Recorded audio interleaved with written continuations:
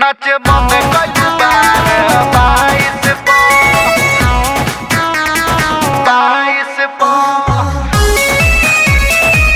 नचलू ना थारा 22 नाच बंद कइल बार 22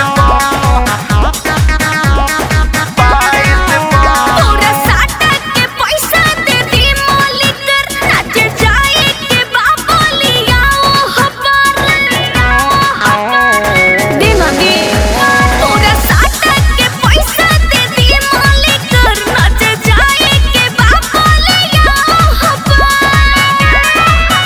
काहे दे तनी तेरे हमारा के अनेरे बात भइल रहे पूरा 27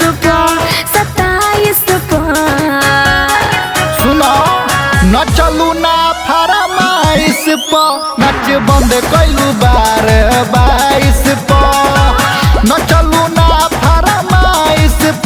नच बंद कइलू बार 22 ऐसे मत ना करे करेगा पड़े बंद कइलू बार 22 नच बंद कइलू बार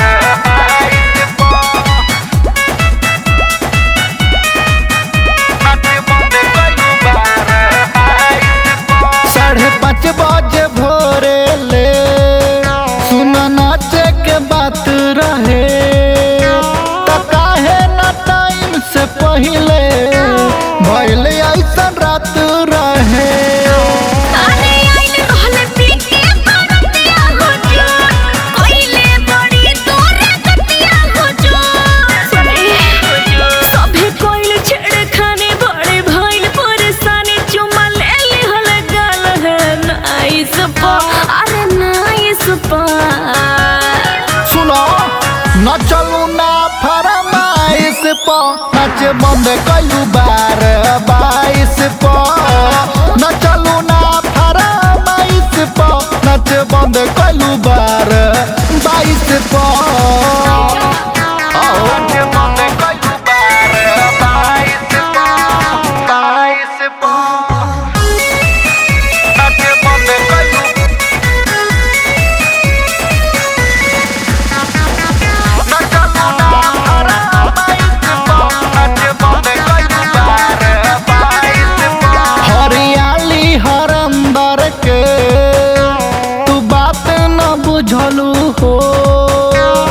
नाचे के आशीष कहल तो उनका से जुझलू हो अरे गलती भइलो के माफ करी जाए दियो बहिन साफ करी सुनी चाही त बोले अब मुहवा त खोले बात खत्म करे कंप्रोमाइज क्या बात है नचलू ना फरमाइश नच बंद कइलू बार 22 नचलू ना फरमाइश नच बंद कइलू बार 22